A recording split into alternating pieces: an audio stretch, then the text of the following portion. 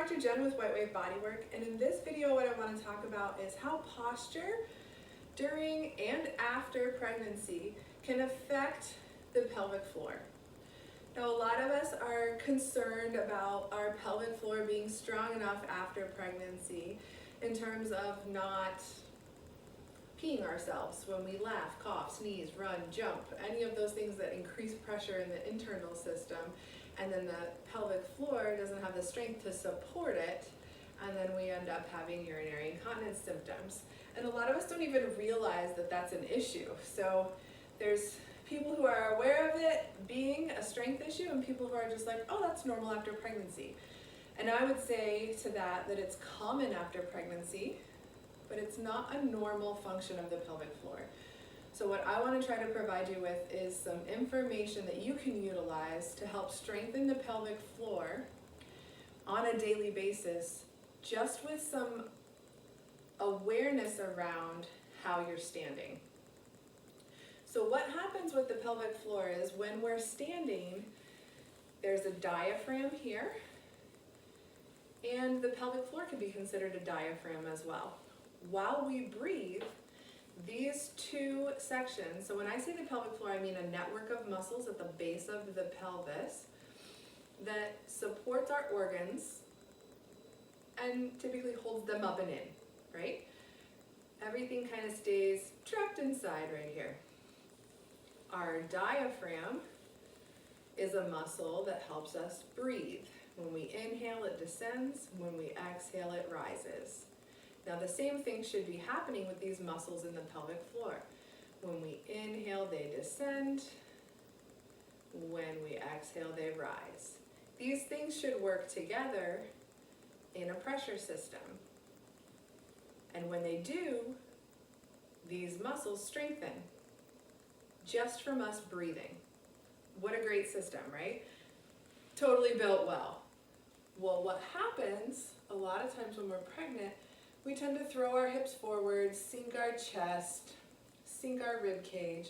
So there's not a whole lot of movement that can happen at the diaphragm. So it's not, for number one, getting as much strengthening movement as it can, which restricts the rib cage when we're not stretching it to its fullest. And it also prevents the diaphragm from strengthening during this time frame. The other thing that happens down here at the pelvic floor is that since we've shifted our hips forward, the muscles there aren't activated as well as they should be either. So with this pressure system not activating on the regular, if we're holding this very common posture for our knees to be hyperextended, our hips to be thrown forward, and our chest to be sunken, then there's not a lot of availability for strengthening throughout the day. So something you can do for your body, for yourself, is have an awareness around where your hips are in space during your standing, walking time. Just standing around and walking. If you have your hips a little bit disengaged and your knees not slammed back, not that you have to have your knees bent, but there's a locking activity and then there's just a straight activity, right? We want to have strength in our legs. We want to have active thighs that are pressing our thighs back. We want to have our hips not thrown forward and sunken, so they shouldn't be in front of our toes. They should be kind of stacked up over our midfoot or our heel. And then we should be standing tall, like there's a string coming up through the top of our head and kind of pulling us toward the ceiling or pulling us toward the sky, so that we're feeling more weightless than this heavy feeling that we might be feeling while we're growing during pregnancy. So just utilizing your muscles in a way that sets you up to create this pressure system like it's designed to be can really help strengthen the pelvic floor. Now the same thing applies to sitting posture.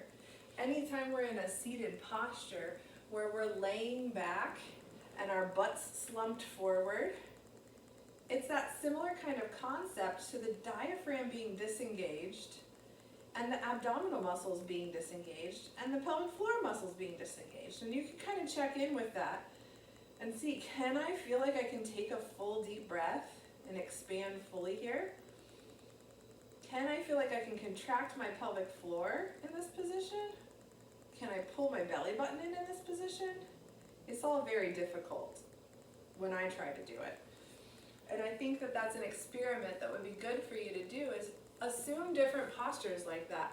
Assume that standing posture where you throw your hips forward and lock your legs out and sink.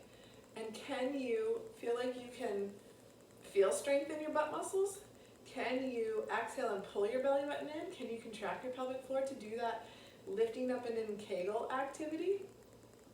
Or does it feel like you have more control when you're in this upright posture and stacked in a way that could support you? Right now, when I inhale, I feel like I can access my diaphragm and really utilize that muscle to expand my rib cage. And then when I exhale, sorry, I'm talking too much. When I exhale, I can pull my belly button in toward my spine. When I'm here, it's harder for me to do that. There's still some movement, but I can't feel that pelvic floor contract, and I can't feel as much activation here in my abdomen. So if we set ourselves up for success, just utilizing these postural awarenesses, it can really help our postpartum time frame for our muscles to not have spent 9 months in an atrophy type position, or not as active as they could have been position. So I hope that's helpful and you learned something good. Make it a swell day.